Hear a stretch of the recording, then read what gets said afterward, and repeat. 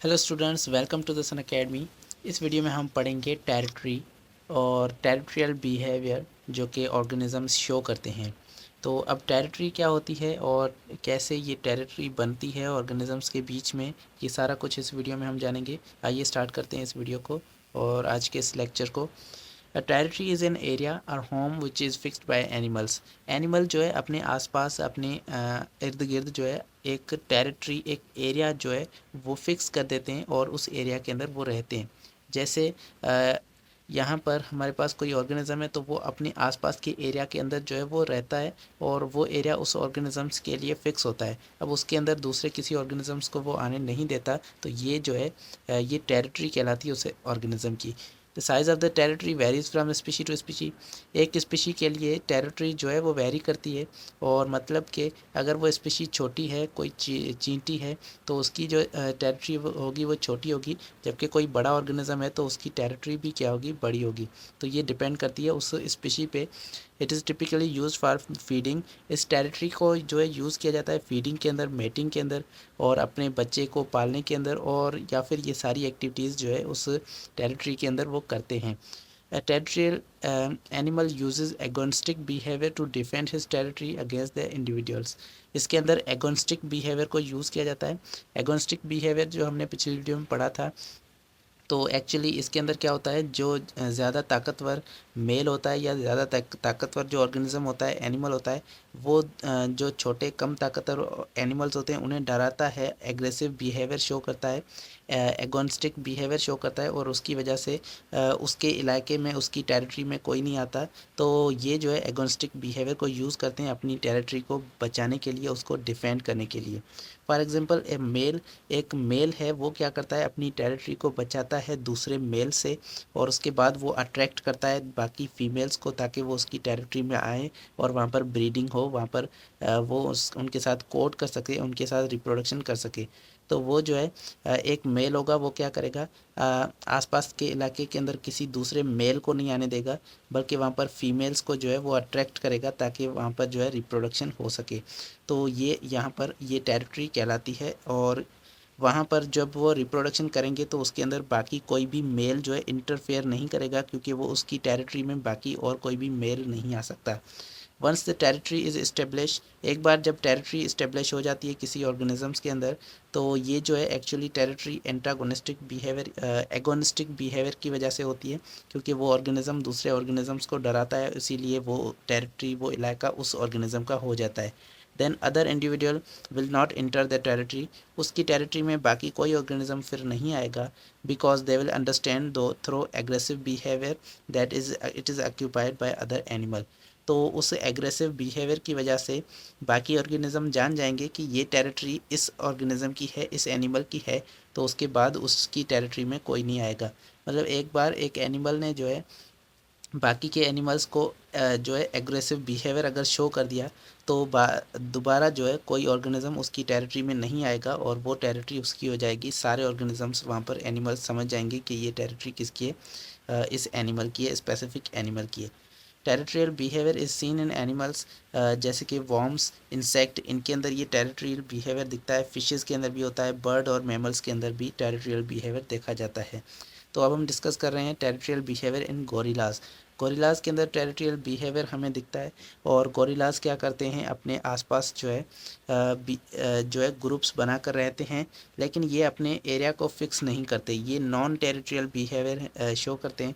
मतलब ये टेरिटरी नहीं शो करते, ये सोशल एनिमल्स हैं, इसीलिए ये क्या करते हैं, ग्रुप्स बना के रहते हैं, लेकिन इनकी जो टेरिटरी होती है वो फिक्स नहीं होती है। ये एक से इनके जो एक गोरिल्लाज हैं वो मूव करते रहते हैं बाकी दूसरे ग्रुप्स के अंदर, तो इसीलिए ये क्या हैं, नॉन टेरिटोरियल एनिमल्स हैं। ये टेरिटोरियल एनिमल नहीं हैं, लेकिन इनके अंदर ये बिहेवियर मौजूद है।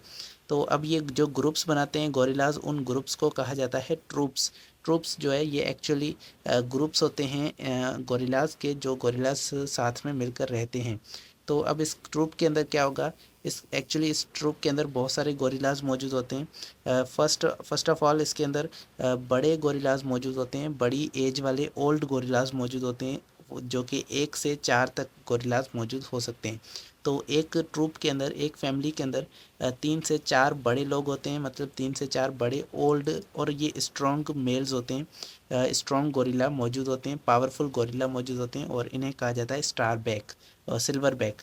तो यहाँ पर ये सिल्वर बैक क्या होते हैं, सबसे बड़े मेल और स्ट्रॉन्ग मेल होते हैं, पावरफुल मेल होते हैं जो कि उस फैमिली के अंदर मौजूद मौजूद होते हैं। उसके बाद इसके अंदर इमेच्योर मेल्स भी होते हैं, छोटे बच्चे जो होते हैं, जो कि छोटे गोरिल्लाज होते हैं और वो इमेच्योर होते हैं, तो उन्हें ब्लैक बैक्स कहा जाता है। And several adult young females, और इसके अंदर कुछ एडल्ट्स भी होते हैं और यंग फीमेल्स भी इस फैमिली के अंदर मौजूद होते हैं, जो फैमिली ट्रूप्स कहलाती है। The adult mail silver back is usually dominant. ये एडल्ट जो मेल होता है, सिल्वर बैक होता है, ये ज़्यादातर डोमिनेंट होता है, ज़्यादा पावरफुल होता है और सबके ऊपर ये हावी होता है। एंड इसके पास जो है वो सबसे ज़्यादा ब्रीडिंग की अपॉर्चुनिटीज़ होती हैं, मतलब सबसे ज़्यादा फीमेल से ये रिप्रोडक्शन ये करता है, ब्रीडिंग ये ज़्यादा करता है और बाकी को ब्रीडिंग का जो मौका है वो नहीं मिलता। सिर्फ जो सिल्वर बैक होता है सबसे पावरफुल, ये ही ब्रीडिंग जो है वो करता है। और उसके बाद the the adolescent female transfer from trop to another before producing reproducing age। तो रिप्रोडक्शन की एज से पहले जो फीमेल्स होती हैं, जो कि रिप्रोडक्शन की एज पर अभी नहीं पहुंची, तो वो क्या करती हैं, अपने फैमिली को, अपनी ट्रूप को क्या करती हैं, चेंज करती रहती हैं और वो दूसरे दूसरे ट्रूप्स में जाती हैं ताकि वहाँ पर उसे कोई ज़्यादा पावरफुल जो है मेल मिल सके ब्रीडिंग के लिए। तो यहाँ पर ये जो फीमेल्स होती हैं, ये जो अभी एडल्ट नहीं बनी है, वो फीमेल्स ट्रैवल करती रहती हैं दूसरे फैमिलीज़ के अंदर, दूसरे ट्रूप्स के अंदर। The rank of the female in the troop is determined by the order of the recruits in the troops. एक ट्रूप के अंदर एक फ़ीमेल की रैंक क्या होगी, उसकी अहमियत क्या होगी, ये डिपेंड करता है कि उसके अंदर कितनी और फीमेल्स उस ट्रूप के अंदर आ रही हैं। और जितनी ज़्यादा फीमेल्स आएंगी तो पहले जो फीमेल्स आ चुकी हैं उनकी वैल्यू ज़्यादा होगी और जो फीमेल बाद में आती हैं, लेटर बाद में आके पहुंचती हैं, उनकी वैल्यू कम हो जाती है। तो उनकी जो रैंक होती है वो क्या होती है, कम होती है। तो late arrival in the family, उस फैमिली के अंदर देर से आने वाली जो फीमेल होती है उसकी रैंक क्या होती है, कम होती है। और उससे पहले जो आने वाली जो पहले आने वाली जो फीमेल होती है, क्योंकि वो जो है उसके साथ जो बड़े स्टार बैक हो, सिल्वर बैक होता है, उसके साथ वो मेटिंग करके उनके बच्चे भी पैदा हो चुके होते हैं, तो इसीलिए वो सिल्वर बैक या फिर बड़े मेल के वो ज़्यादा करीब होती है प्रोटेक्शन के लिए।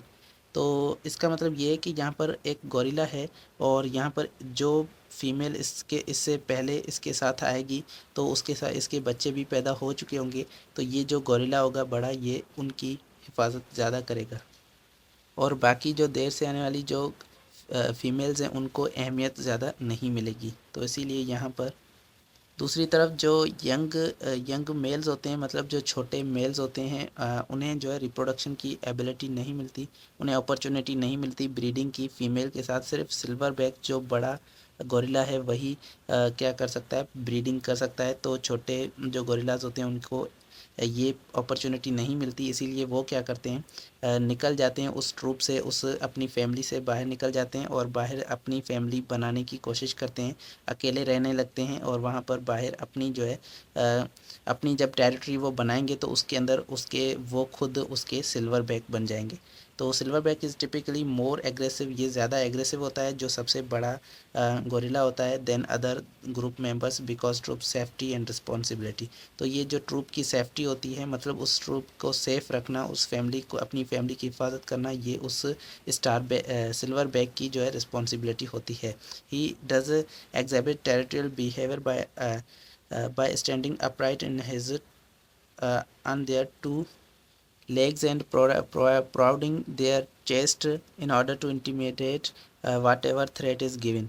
तो जब भी कोई ख़तरा आता है तो वो क्या करता है, ये बड़ा जो गोरिल्ला होता है ये अपनी टांगों पर खड़ा होकर अपनी चेस्ट को जो है वो दबाता है, ज़ोर से आवाज़ निकालता है ताकि डरा सके दूसरों को और एगोनिस्टिक बिहेवियर को शो कर सके। He is dominant over the family, ये डोमिनेंट होता है फैमिली पर। Make all the troops decision, ये पूरी फैमिली के डिसीजंस लेता है और बाकी सारे काम के लिए ये रिस्पॉन्सिबल होता है, फूड के लिए। और कोई भी अगर प्रॉब्लम आती है तो उस प्रॉब्लम को ये एक झटके के अंदर, एक ही लुक के अंदर वो उस प्रॉब्लम को ख़त्म कर देता है। टेरिटोरियल बिहेवियर इन बेबन्स क्या है? बेबन्स के अंदर टेरिटोरियल बिहेवियर भी मौजूद होता है। बेबन्स क्या होते हैं? मोनकीज़ होते हैं एक तरह के, और यहाँ पर मोनकीज़ के भी कुछ टाइप होते हैं। तो अब ओल्ड वर्ल्ड जो मोनकीज़ हैं वो एक्चुअली एशिया के अंदर और अफ्रीका के अंदर ये पाए जाते हैं, ओल्ड वर्ल्ड मोनकीज़। और इनके अंदर जो है प्रीहेंसाइल टेल नहीं होती। प्रीहेंसाइल टेल का मतलब है कि ऐसी पूंछ जो कि हाथ में नहीं आ सकती, मतलब छोटी होती है बहुत।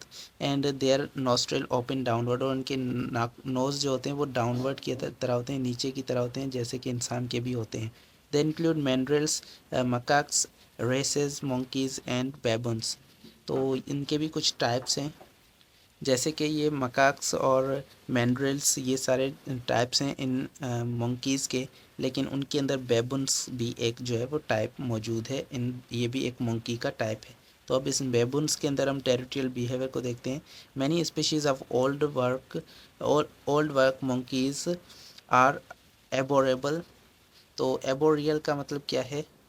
एर्बोरियल का मतलब है प्लांट पर रहने वाले, दरख्तों पर रहने वाले। तो ये बहुत सारे मंकीज़ इनके अंदर क्या होते हैं, स्पीशीज़ जो है प्लांट पर रहने वाली होती हैं, लेकिन कुछ जो है वो ज़मीन पर भी रहते हैं, ग्राउंड पर भी रहते हैं। Such as a baboon that live in the troops in their territory. और जैसे कि बैबून्स हैं, ये भी क्या करते हैं, ग्राउंड पर रहते हैं, मतलब ज़मीन पर रहते हैं, अपने ट्रूप्स बनाकर, अपनी फैमिलीज़ बनाकर अपनी टेरिटरी के अंदर रहते हैं। तो ये एक्चुअली टेरिटरियल एनिमल हैं, ये अपनी टेरिटरी बनाते हैं, उसके अंदर ही रहते हैं। जबकि गोरिल्लास जो होते हैं वो अपनी टेरिटरी नहीं बनाते, वो नॉन टेरिटरियल एनिमल्स हैं। बैबून्स आर डायमॉर्फिक, ये जो है डायमॉर्फिक हैं। The males are larger than females, इनके अंदर जो मेल्स होते हैं वो लार्जर होते हैं, मतलब बड़े होते हैं, लंबे दिखते हैं, और फीमेल्स इनके अंदर छोटी होती हैं। तो इस तरह से ये डायमॉर्फिक हैं। डायमॉर्फिक का मतलब है इनकी दो शेप्स मिलती हैं। एक जो है वो बड़े ये बैबून्स होते हैं, बड़े बैबून्स का मतलब है ये क्या है, मेल्स हैं, और फीमेल इनकी छोटी होती हैं। तो ये क्या है, दो दो इनकी शक्लें आ रही हैं, तो ये डायमॉर्फिक कहलाते हैं। तो they threaten other family members of the troops with their long sharp teeth, ये जो है डराते हैं अपने फैमिली मेम्बर्स को इनके टीथ से। इनके शार्प टीथ यहाँ पर मौजूद होते हैं जो कि कैनाइन्स हैं। तो यहाँ पर ये कैनाइन के जो टीथ हैं, बड़े चार जो यहाँ पर दांत मौजूद होते हैं बड़े, इनसे ये डराते हैं बाकी के फैमिली मेम्बर्स को, ताकि वहाँ पर ये अपनी टेरिटरी को बचा सकें। One or more male baboons become dominant by frightening other males। कुछ मेल्स को डरा कर एक या एक से ज़्यादा जो बैबून्स होते हैं, मेल बैबून्स, वो डोमिनेंट बन जाते हैं, हावी हो जाते हैं बाकी के फैमिली के मेंबर्स पर। हावेवर द डोमिनेंट मेल पे कॉस्ट ऑफ द डोमिनेंस, तो उस इनको बाद में क्या करना पड़ता है, एक कीमत चुकानी पड़ती है उस डोमिनेंस की, क्योंकि जो डोमिनेंट होगा उसको ही रिस्पॉन्सिबिलिटी मिलेगी उसकी टेरिटरी को बचाने की। और प्रेडेटर जो होते हैं, शिकारी होते हैं, उनसे बचाने की जिम्मेदारी भी उन डोमिनेंट मेल्स की होती है। तो जो डोमिनेंट बनेगा उसको क्या करना पड़ेगा, कीमत चुकानी होगी, रिस्पॉन्सिबिलिटी उसको मिलेगी, और ताकि वो बचा सके अपनी पूरी टेरिटरी को। और उसके अंदर, उसको बचाने के अंदर वो खुद भी हर्ट हो सकता है, उसको भी नुकसान पहुंचता है। ये बैबून्स जो है वो ये टेरिटरी के अंदर ट्रैवल करते रहते हैं और फूड को खाने को ढूंढते रहते हैं पूरा दिन, और रात को ये जो है दरख्तों के ऊपर ये सो जाते हैं। डोमिनेंट मेल्स, जो इनके अंदर डोमिनेंट मेल्स होते हैं वो डिसाइड करते हैं कि कब ट्रूप जो है वो मूव करेगा, एक जगह से दूसरी जगह कब जाएगा ट्रूप, इनका पूरी फैमिली कब मूव करेगी। If the troop is threatened, dominant males protect the troop. अगर कोई ख़तरा आ जाता है इनके ट्रूप्स पर, तो डोमिनेंट मेल जो होते हैं वो इनके इस ट्रूप को जो है वो बचाते हैं, और इन्हें ज़्यादातर ये जो है अटैक करते हैं इंट्रूडर्स पर, और अगर नेसेसरी होता है तो ये अटैक होते हैं, लेकिन ज़्यादातर ये जो है सिर्फ डराते हैं उनको, और उनको जो ख़तरा उन पे आता है उनको ये डरा कर भगा देते हैं। वोकलाइजेशन एंड डिस्प्लेस, ये जो है शक्लें बनाते हैं अपनी, ख़तरनाक शक्लें, और ज़ोर से ये दहाड़ते हैं, तो इनकी आवाज़ से ही जो है ख़तरा वो टल जाता है। जो इंट्रूडर्स होते हैं, जो बाकी के एनिमल्स होते हैं,